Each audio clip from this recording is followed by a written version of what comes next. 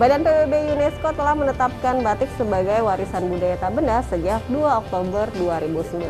Dan sejak itu pula pemerintah Indonesia menetapkan Hari Batik Nasional yang jatuh di setiap tanggal 2 Oktober. Geliat para perajin batik terus bermunculan seiring munculnya motif-motif baru batik ya.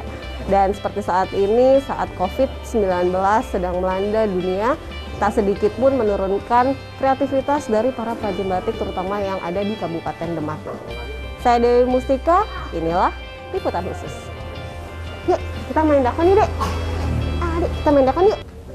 Kita main dakon ntar ya. Saya dulu ya.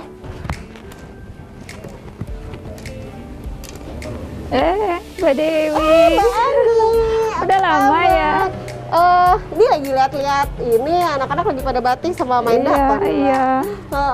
Ini kalau anak-anak ini memang ini ya Mbak, Mbak Ani buka sanggar di sini ya? Iya.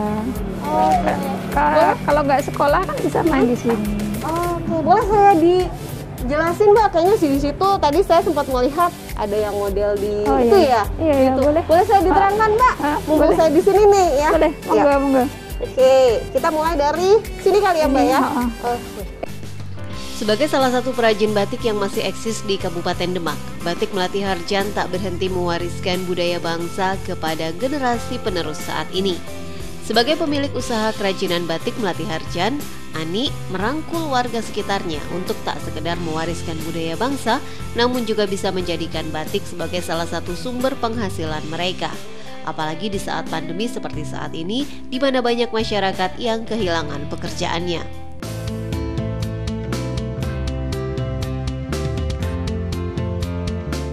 Di rumahnya, proses membatik dikerjakan oleh sejumlah karyawan yang merupakan warga sekitar. Ani membagi tugas sesuai dengan keahlian yang mereka miliki. Proses dan pembagian kerja ini dimulai dari membuat pola, mencanting, memberi warna, hingga mencuci atau melorot.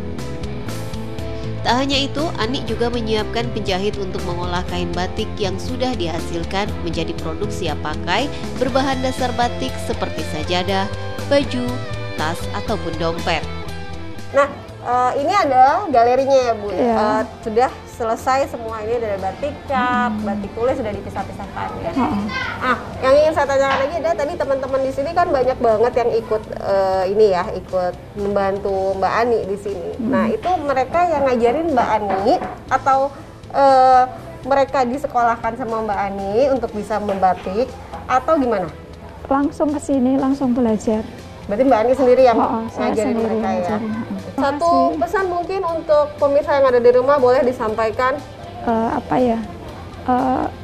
Lebih menggunakan waktu luang lebih baik lah. Jangan disia-siakan waktunya. Oke, siap. Terima kasih banyak Mbak Ani. Iya, Sukses sama-sama. selalu.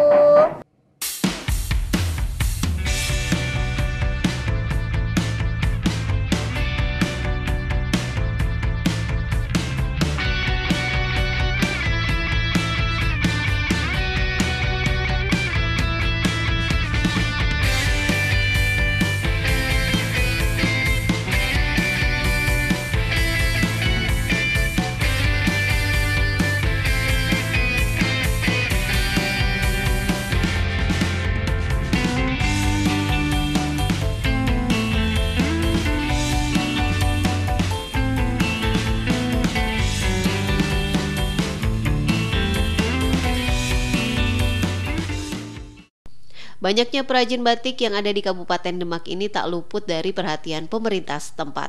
Segala upaya dilakukan untuk mendukung batik Demak tak hanya sebagai warisan budaya leluhur, namun juga sebagai salah satu penggerak ekonomi kerakyatan.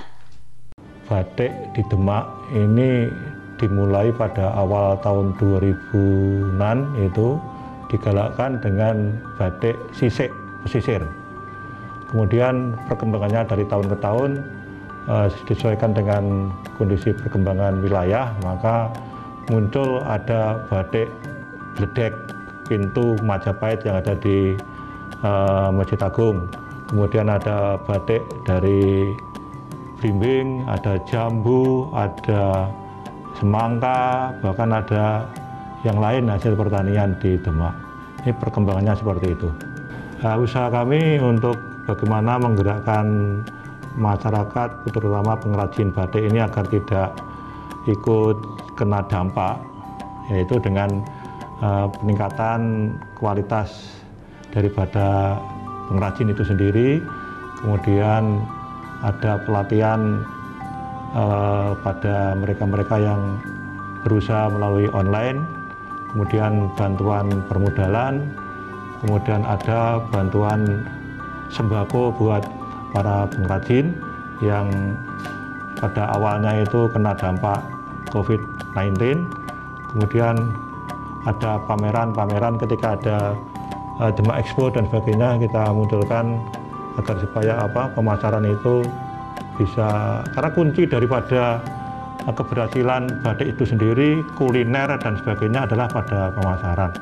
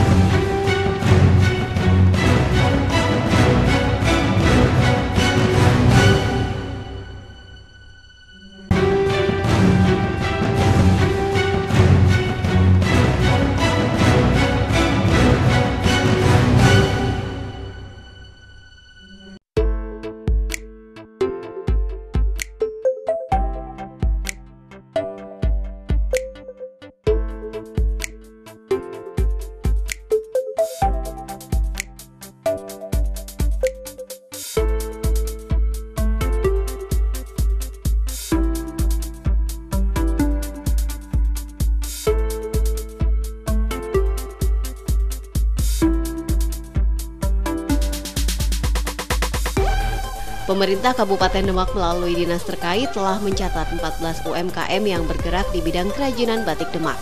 Dukungan yang diberikan pemerintah setempat sangatlah dibutuhkan, terutama di era pandemi seperti saat ini, agar para pelaku UMKM ini tetap semangat dalam berkreasi dan berinovasi.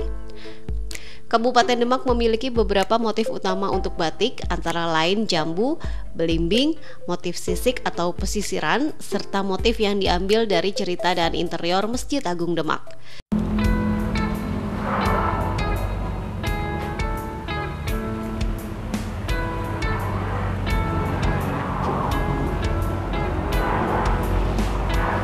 Ibu, mau tanya, ini motif apa ya Bu ya? Kok Itu lucu? motif Sekar Jagad Demak.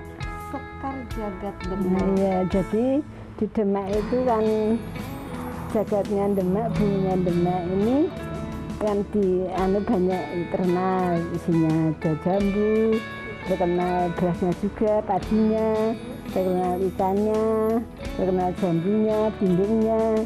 Nah, ini tak masukkan di sini, ikon-ikon Demak, unggulan Demak saya tuangkan di sini. Ya. Dengan warna yang cukup meriah. Ya. seperti ini ya. Motif yang meriah ini nanti ditarik. Oke. Ini di tempatnya Geoklism itu kita mengangkat sejarah Demak. Ini ada ceritanya Demak, Nah, lebih Ramayananya Demak istilahnya. Masjid ini. ini juga bercerita ya Bu di sini ya. Ceritanya ya Masjid Demak. Nah Bu, apa yang menjadi mendorong Ibu untuk mengungkapkan cerita Demak ini ke dalam batik Bu? Inspirasinya dari mana? Kan alasannya apa Bu? Alasannya kan biasanya orang itu kalau membaca tuh males. Tapi kalau dia melihat batik, kok batiknya kok bagus. Nah Bu, ini kan kita semua sedang merasakan dampak pandemi ya. Ya, Ibu tuh merasakan juga masih Bu? enggak juga masih sedikit pun masih Allah masih memberi rezeki itu. Tak hanya motif-motif utama, inovasi para perajin batik untuk memunculkan motif-motif baru masih dengan tema dari Kabupaten Demak juga terus dimunculkan. Seperti yang dilakukan oleh Dwi Marviana, perajin batik Demak yang juga memiliki pusat kegiatan belajar masyarakat. Dwi Marviana tak hanya terus berusaha memunculkan motif-motif baru khas Demak, namun juga terus menularkan ilmunya demi mewariskan budaya bangsa kepada generasi saat ini. Permisi Ibu. Oh, lagi repot ini kayaknya. Tadi habis ada yang beli. Oh, saya boleh ngobrol sebentar Bu? Bisa Dengan Bu Dwi kan ya ini? Leres, monggo. Saya Dewi Bu, saya kebetulan tadi lagi lewat sini. Saya juga sedikit mendengar informasi Kak, banyak pembatik yang ada di Demak itu belajarnya dari Ibu nih, gitu ya. Kebetulan di depan juga tadi udah lihat ada PKBM di sini, ada pelajaran membatik juga ya Bu ya, PKBM Insya Allah. membatik. Kalau boleh tahu, udah dari kapan sih Bu? 2006 sampai 2009 mungkin masih taraf-taraf mencari jati diri gitu ya. Terus kemudian yang tepatnya itu 2009 kami itu sekalian mendirikan PKBM, Pusat Kegiatan Belajar, di mana di situ warga belajarnya adalah paket C, sehingga kami memberdayakan mereka itu untuk homeschoolnya atau muatan lokalnya itu batik tadi, ya batik cap ataupun batik tulis, ya. Kalau motif andalannya Bu Dwi boleh dikasih tahu nggak Bu? Apa sih Bu? Kalau saya Mbak, ini batik kami kan batik Karangpati. Kami memang mengangkat brand desa, biar desa kami terkenal. Karena dengan Karangpati ini sehingga kami pun juga membuat motif Karangpati. Ya. Motif Karangpati itu sendiri itu punya cerita, punya filosofi. Kalau dari saya pembatik, motif Karangpati itu saya ibaratkan karang melati. Karang itu gersang ya Mbak ya, artinya sebuah tempat di mana itu gersang, tetapi di situ tumbuh bunga melati, ya. Sehingga kami itu berharap bahwa dengan motif Karangpati ini warga masyarakat dari Karangpati sendiri itu bisa meningkatkan perekonomiannya dari kegiatan batik ini. Kita itu dengan adanya pandemi ini, itu kita juga tidak patah semangat sebetulnya. Jadi hal-hal yang batik sekiranya yang kurang laku juga bisa juga menjadi masker yang harganya mahal gitu ya. Terus kemudian ada lagi kalau lebih inovasi lagi, ini yang seperti saya pakai kan juga batik kita sendiri juga. Motif-motifnya juga motif kita sendiri.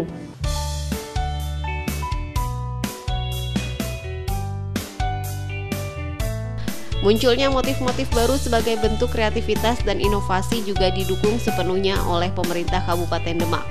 Melalui dinas terkait, pemerintah Kabupaten Demak juga membantu para perajin untuk mendapatkan hak atas kekayaan intelektual.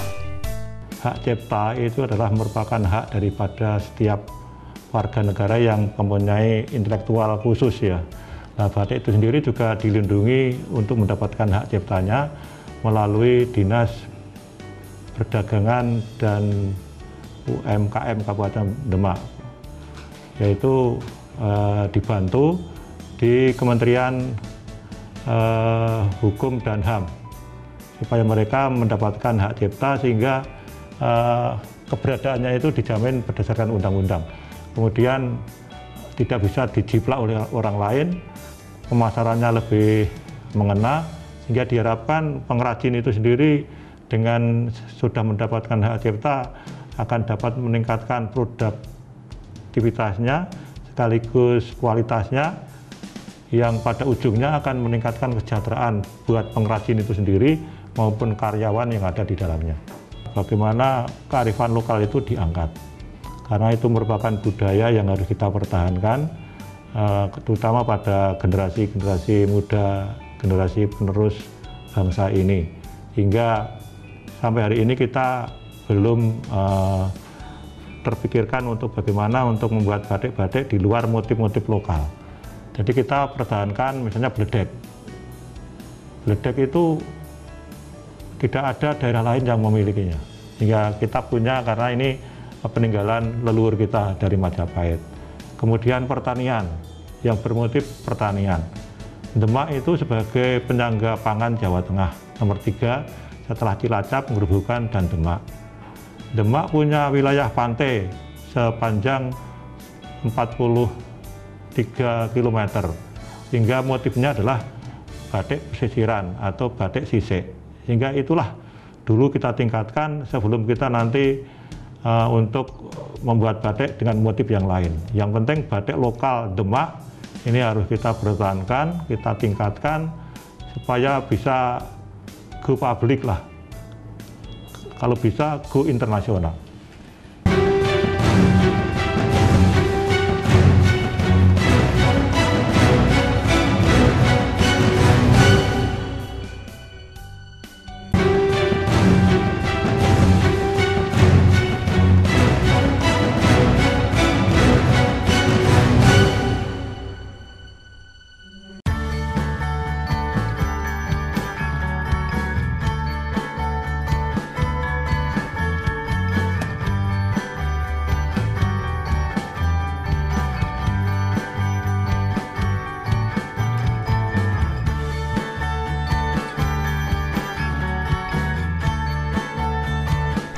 Memunculkan motif-motif baru bukanlah hal yang mudah, apalagi di tengah kondisi pandemi yang saat ini sedang melanda dunia.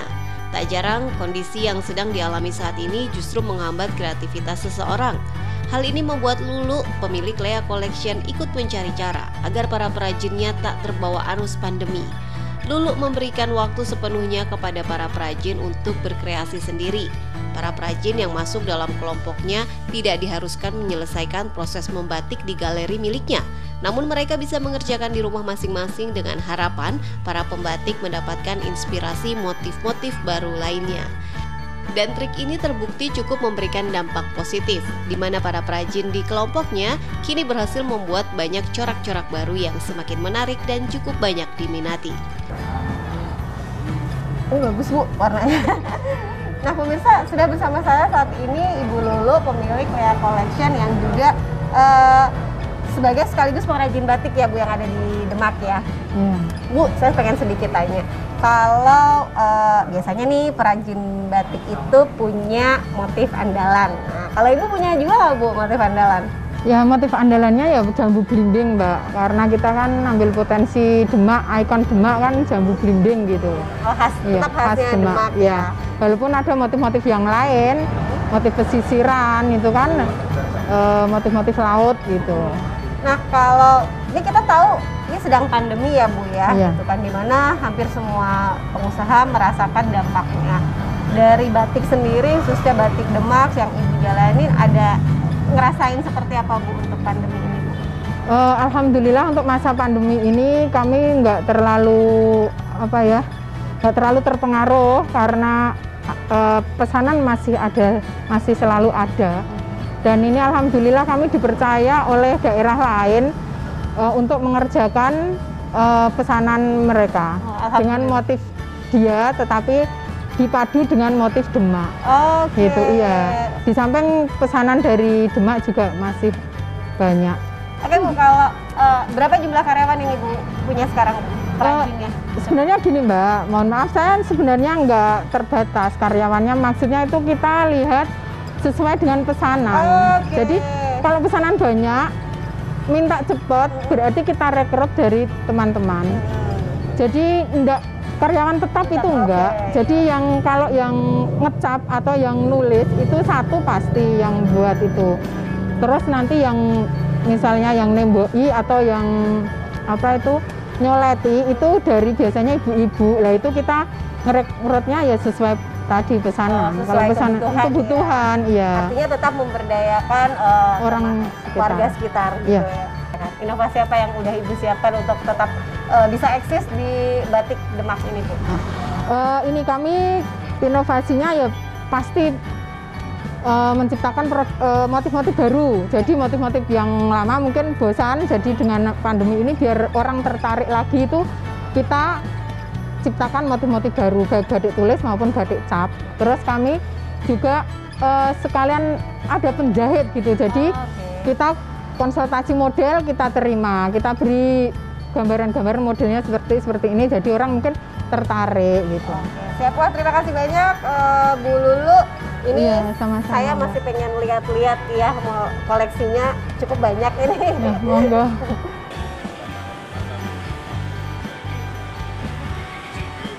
Pemerintah Kabupaten Demak terus menunjukkan dukungannya kepada para perajin dan pelaku usaha batik di Demak.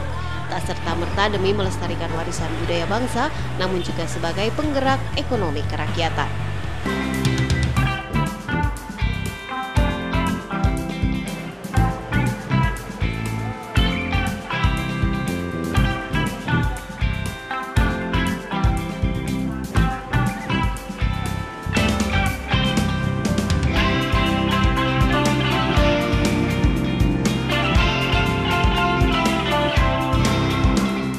Kepada teman-teman pengrajin, para usaha mikro kecil menengah, kita menyadari bahwa pandemi COVID-19 ini dampaknya luar biasa, yang merasakan bukan warga Demak, tapi Indonesia bahkan dunia. Untuk itu kesabaran, kemudian bagaimana untuk keuletan kita harus kita pertahankan, sembari kita harus tetap meningkatkan kualitas. Hingga sekarang ini kualitas harus ditingkatkan, kemudian pemahaman tentang IT harus kita tingkatkan melalui pemasaran online. Insya Allah dengan cara-cara seperti itu akan kita tinggalkan model-model lama yang bersifat tradisional. Dengan beli ada uang ada barang, tapi dengan cara online, cara-cara yang modern, maka apa yang kita hasilkan ini akan segera cepat diketahui oleh masyarakat yang lebih luas. Saya kira itu.